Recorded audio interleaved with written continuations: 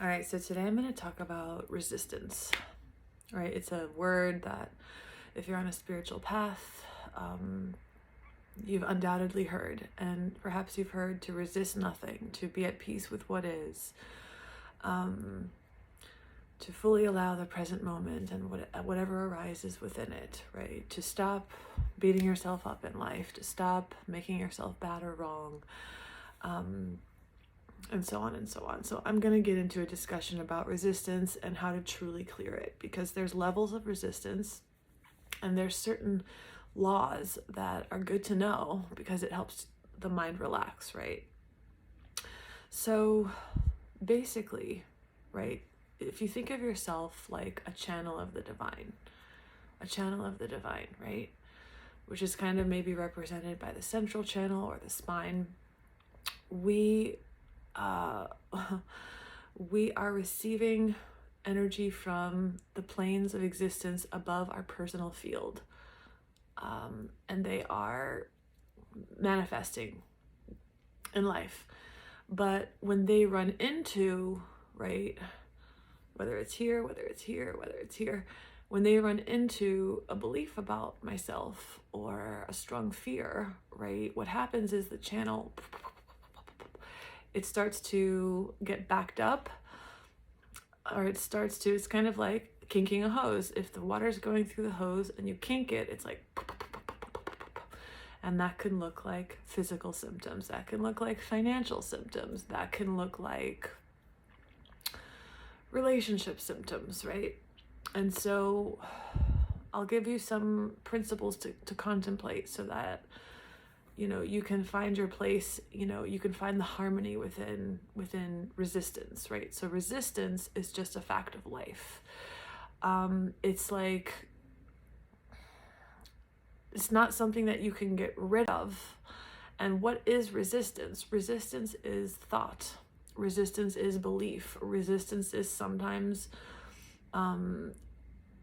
desire that you don't believe, right? Or a desperate desire or a desperate yearning. Resistance is the conditioning that you took on in early childhood that prevents you from making decisions and being aware of your emotions, right? So there's different levels of resistance. And on the surface, you could say, well, if you're a person who truly doesn't like where you are in life or who you are or whatever the case may be, if you stop that layer, right, and you stop saying, well, there's nothing wrong with me, this is my life, I am who I am, I'm one of the emanations of God, like, it doesn't even make sense to have a problem with that because I literally am the divine expressing as this.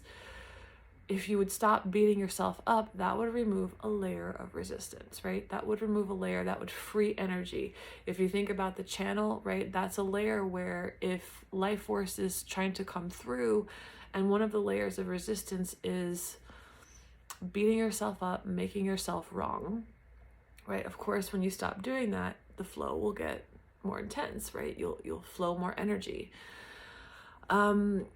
So where does it get a little stickier, right? Where does, okay, stop resisting what is, get a little bit trickier. So on the one hand, this is a physical law.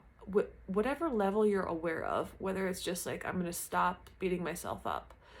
If you just do that and do that fully,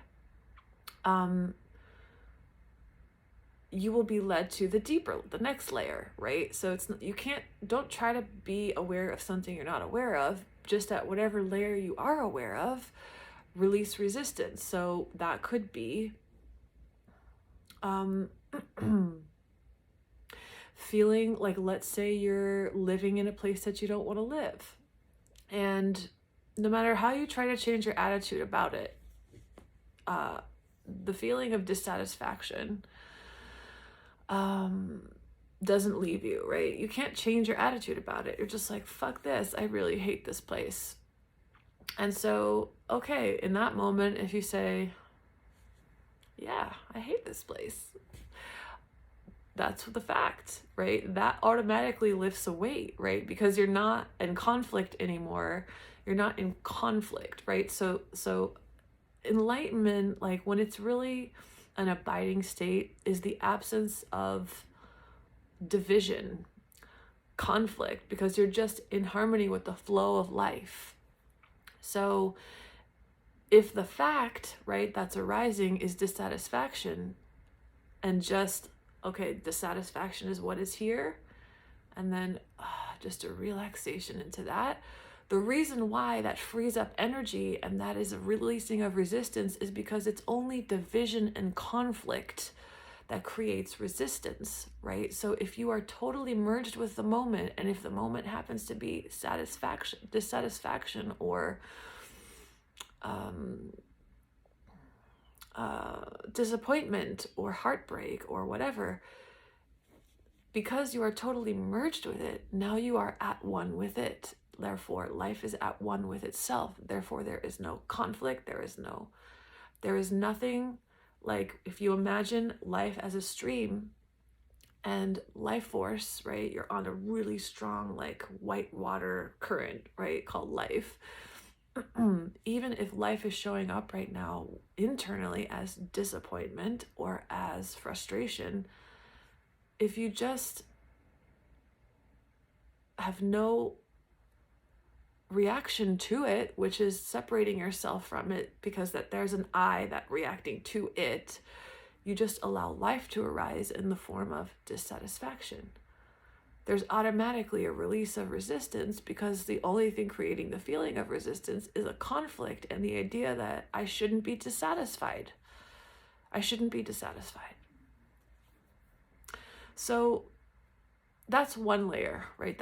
It's a relatively superficial layer, but it's good to know because it's like the secret of meditation, right? When you're totally merged, if you go into the blackness or into the void, there's a big difference between observing blackness and letting the blackness dissolve you, because it's samadhi. There's no division. There's nothing outside of the moment. There's just the moment itself. And sometimes the moment itself is deep dissatisfaction. And in the very moment that it is no longer resisted, it becomes something else, because the only thing that's creating the feeling of dissatisfaction is an idea that you shouldn't be dissatisfied, right? So we are working with facts as they arise, or life as it arises. So life is arising as a deep nervousness, right? If you stop believing that you shouldn't be nervous, what happens is when you merge completely with the moment, with nervousness, and there's no mind to separate you from it, right? So you're not sticking your feet out in the boat, like resisting the experience. What happens literally in the instant of no longer resisting somatically is that you realize that dissatisfaction or that nervousness is actually just energy. It's just a frequency, and it could actually be realized as a very blissful energy, right? A lot of people who experience a lot of anxiety or a lot of nervousness or a lot of they get sped up, right? If they were to stop trying to avoid that, or stop assuming that it's wrong and just completely allow it somatically, it would literally be realized as something entirely different. It would be realized as bliss. It would be realized as life force, vitality.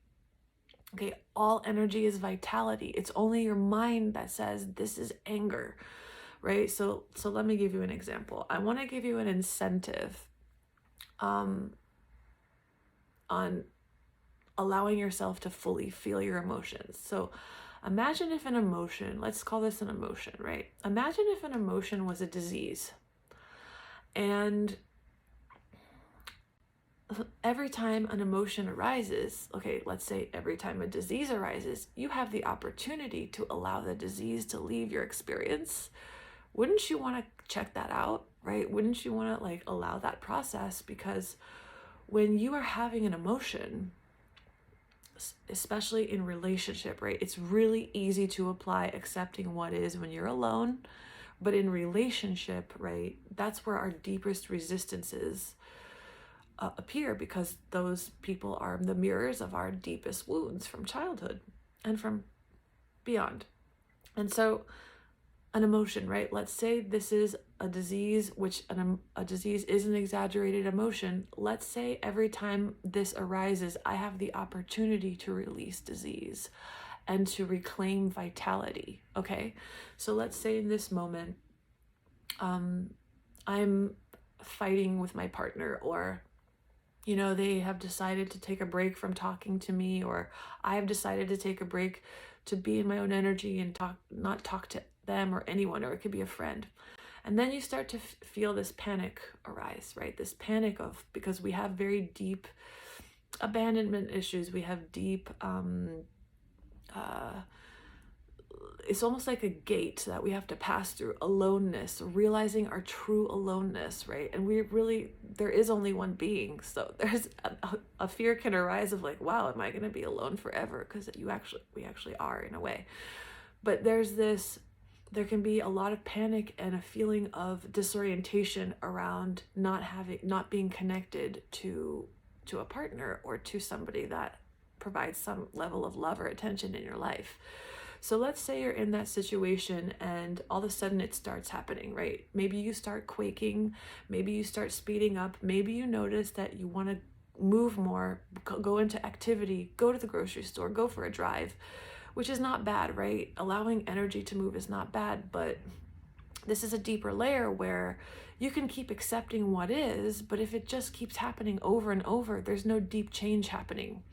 So you want to get to the disease that's trying to release itself. So let's say you're feeling panic and you're starting to, even though you just decided to give yourself a break from talking to this person because you know deeply that that's what you need, but then you want to text them again right now because you can't allow yourself to feel, oof, wow, I am alone in this world, right? I am alone. And that's not ultimately true, but this going into aloneness with the heart, right? This is part of the path of the mystic. Oh, I don't want to let myself feel that. I don't want to let myself feel that all the connections I have, or maybe this connection is replacing in some way the connection to source. And I know that because when I sever the cord, I start to panic, right? So maybe my love and my peace was a little bit more conditional than I was actually admitting to myself, right? So you let yourself feel it. So let's say it's coming up as you feel your solar plexus ticking. Oh God. Ugh. You feel maybe even, this can be strong. You can feel dizzy, disoriented. You start to feel all kinds of disorientation and you're knocked out of homeostasis. If you were to stop, right, whatever it's coming up as, whether it's panic, whether it's like you notice that you're sped up and that that sense of fear is trying to move you into all sorts of distractions, if you were to stop and just let the energy of that panic almost crucify you, kind of like Jesus, right? Almost, it's like, because it's the old self, it's that old disease trying to leave your body. It's the separate self. It's an understanding of the separate self trying to leave your body. So what it would look like would be like this. I feel, it's like, okay, I would feel my heart speeding up, my throat tight, and a deep feeling in my solar plexus that it's like this dread. It can almost make you feel nauseous, right? If I were to feel my heart and just expand myself, allow myself be completely merged with that experience, right? Without a mind to divide me from it, to take me from it, to escape from it, what would happen is an alchemical process where literally this disease or this past or this understanding of the separate self would change form. And you would feel this bliss and freedom because the whole time you were spending so much energy and effort to try to escape it, when really emotions are like diseases trying to fly out of your experience.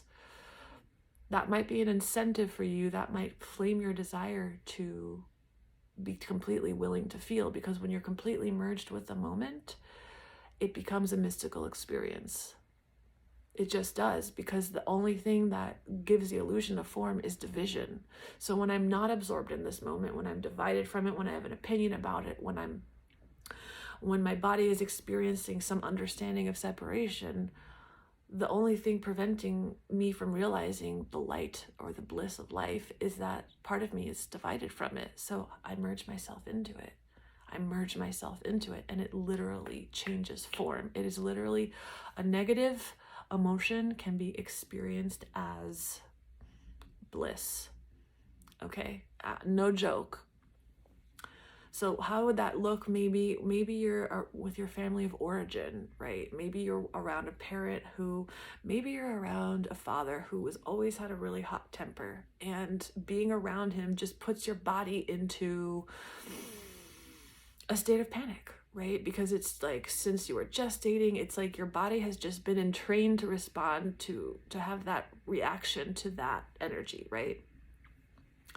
So how do I free the past? Well, first of all, I don't want you to completely ignore, right, the feedback you're getting. I'll get into that in a second. But when you know, like, this is just your childhood, right, echoing itself as sensation, as emotion, as these movements of contraction, what you do, right, you decide. So let's say you're in the presence of that person that really puts you into a nervousness.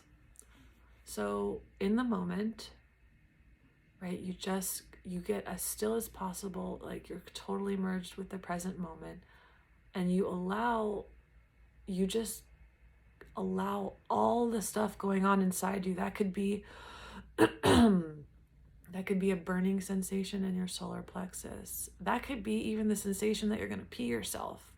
I know that sounds extreme, but if you grew up in a situation where, like, a parent was really frightening to you, of course it makes sense that you're trying to avoid feeling what your body feels around them, or what parts of your mind really feel around them. But what you're doing, if you stand in their presence and it's almost like a blissful dropping into the body. There's something called samadhi, where it's like you're totally absorbed in the physical body. And it's funny because a friend of mine who is a brilliant channel says that when he channels, he's actually more, and he's a very grounded human being, but he's actually more totally in his physical body, in his cells, than he is in his personality. And he's very grounded and present. So it's like you could imagine almost your light filling all your cells. And it's like you're a light grid. And so there's like a different energy in your light grid. And you just want to let it exist within this body of light, and almost there's like this joy of like letting it burn up, letting it disintegrate, letting it be alchemized, letting it turn from base metal into light, right? Because you stop resisting it, because when you stop avoiding it, stop escaping it, like all of the energies that are preventing you from realizing yourself experientially as a light in this world and as feeling like light, they are always arising as an opportunity to be released, because the universe is love, and the universe is always supporting itself. And so triggers and feelings are so joyful because it's literally like getting an opportunity to pull a disease out of your body, right? And you don't pull it, it's like you open to it in such a way. It's a mystical spirit experience in and of itself, to completely stop running from sensation. And I'm going to get into more ways that we do run from it in another video. But if I can just convey to you, right, the joy, it's like I'll demonstrate it right now. So last night I had this unusual occurrence where I felt really hot. And by the way, I don't interact very much with Instagram because I don't like the vibration of Instagram. It has a certain, like, it messes with my third eye in a way. I don't know how to explain it. I don't like it. So I don't interact with it much, but I put a photo of myself. It's Alexandra X Francesca. I put a photo of my hands. I was checking my legs because I probably still have them. When I meditate, I put my hands on my legs. And when I meditate, I get these really dark, deep handprints on my skin because lots of heat comes through my system, lots of energy. And sometimes it's the shape of bones and nails, like it's coming through my bones. Sometimes it's just the shape of the hand. Because what happens is that when you transmute emotional energy, it becomes healing power. It becomes healing energy. It becomes mystical energy. It becomes you become more energetic, right? In general, you become more energetic because all of these denser frequencies have unraveled, right? And now you've got all this free flowing energy in your system, and so you could use it.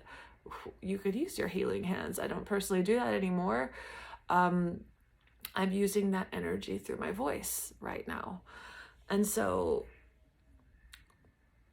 but I had this real experience last night where I got really, really hot, and it's like, it was just like hotter and hotter and hotter and hotter and hotter. And sometimes during alchemical processes, during like spiritual awakenings, during energetic awakenings, that's part of like that could be a symptom. And I noticed a lot of like aggravation coming out of me. Like I was saying, fuck, no, like seriously, because the energy of spirit was pouring through the solar plexus. That's where a lot of like aggravation and anger and stuff comes out. Like literally what you hear yourself saying is coming from a chakra that's being purged. And I relaxed all night as much as I could, right? Sometimes it's like, sometimes releasing something can take days. Sometimes it can take one moment. And right now I still feel the residue of the heat, right? I feel a very strong heat in my solar plexus, and I feel it in my face. And so if I just slow down, right, and I really go into it,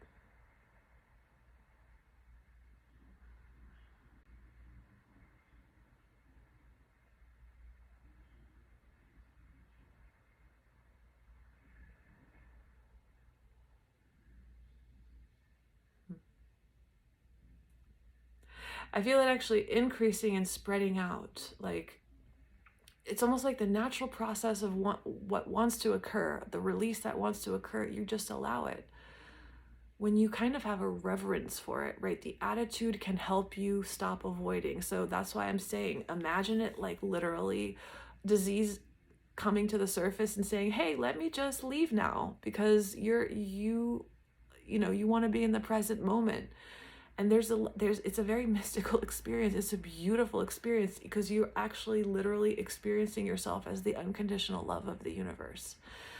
Now, there are times when our resistance is a message, okay? It's a message. So you don't necessarily want to squash all of your resistance like that, although it's kind of, you would end up in the same boat. But here's the thing, if you have a thought pattern that is consistent, right? If your chatter in your mind, like I gave an example in a past talk, where for me, a lot of my mind chatter used to be around defending myself. And I watched it, I observed it, I already awakened, I know, what I am essentially, but that thought pattern kept coming up and sticking. And so I took a deeper look at it, right? I always say, like, if you follow it to its source, if its individual psychological source, the source of all thought is the feeling that you're separate, right? But it doesn't always work to just say, well, oh yeah, I'm not a separate self. Like, if that doesn't get rid of it, like, you might want to consider the message of your resistance, right? So if you have a thought pattern like mine that was always defending myself, the message was like, wait, there's nothing to defend because you can trust yourself. You see very deeply, you feel very deeply, you know very deeply. That's a fact. And you don't have to explain that to anyone, and you don't have to defend that to anyone, and you can just completely be at one, right? That's what acceptance, right? If a more accurate way of saying it is you're at one. There's no division. You're at one. There's no problem with, there's no resistance to, you're at one. But at one with yourself as an individual, right? So I can trust myself. I can trust my decisions. I trust myself. And so realizing that, wait a minute, I trust myself, period. That mental chatter went away. And then that level of addressing the individual mind leads to the mystical mind. So like sometimes you can't jump to the mystical mind, you have to address the individual level. And the mystical mind being like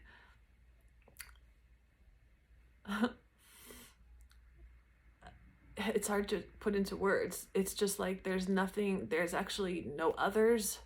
There's no, so who am I talking to? What am I it's hard to explain, but basically if you allow yourself to get to the root of your individual mind's beliefs about itself, that's like pulling the weed, pulling it out of the dirt. And then that gives you access to a deeper truth, which is that part of you believes that it's separate from life. So another situation where you don't want to ignore your resistance is, sometimes you feel uncomfortable around people because it's a message, right? It's a message where it's like, okay, this is just not life-giving or compatible with my stream. It's actually a message, right? And how do you know the difference? Well, in general, our family of origin and the people closest to us are going to bring up our wounds that we project. And so we do want to go into those and we want to learn how to release the energy. But if you're around a situation or people where you've known in your heart, like it doesn't feel right to be there, but your mind might be convincing you like, oh, but they're so nice, but but I care about them. I want them to know I care about them, but like it still doesn't feel right? It's just a message that you're trying to overcome the stream of life, which is taking you somewhere else, right? You're convincing yourself to be around people that it's not where life is actually trying to go. It's a form of resistance that can take place, that can manifest through guilty thoughts like, well, if I don't have dinner with his mother, like he'll think, I don't know, that's not a nice thing to do. And the ironic thing is, because physics is that when you truly become at one with anything, a decision you make, so let's say you go against yourself and you decide to have dinner with the mom of your partner, but you completely become at one with it, you're back in pure consciousness, because you're no longer divided. And if that's truly not meant for you, the stream will lift you to another shore, so to speak.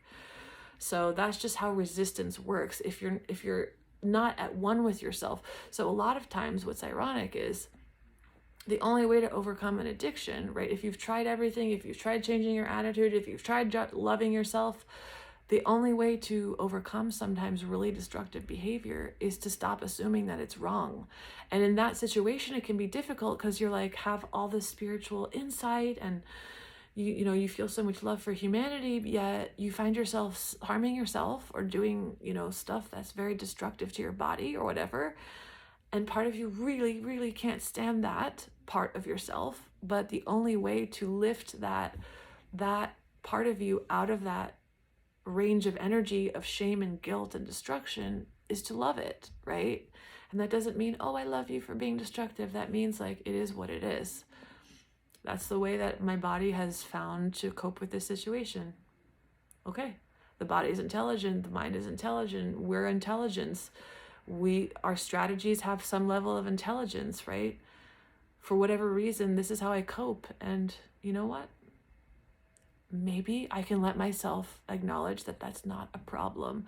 And in the very acknowledgement, in the very releasing of the idea that you need to be something or someone else, now more energy has been freed, and now the stream, which is always trying to take you to the next shore, can take you to the next shore, because you're no longer beating yourself up, you're no longer making yourself wrong, you're no longer berating yourself, no matter how bad it looks to your human mind, whether you're an addict, whether you're bulimic, whether you're whatever it is. If you become at one with that fact, the stream of life will move you. So that's my message for today. I hope you have a beautiful day.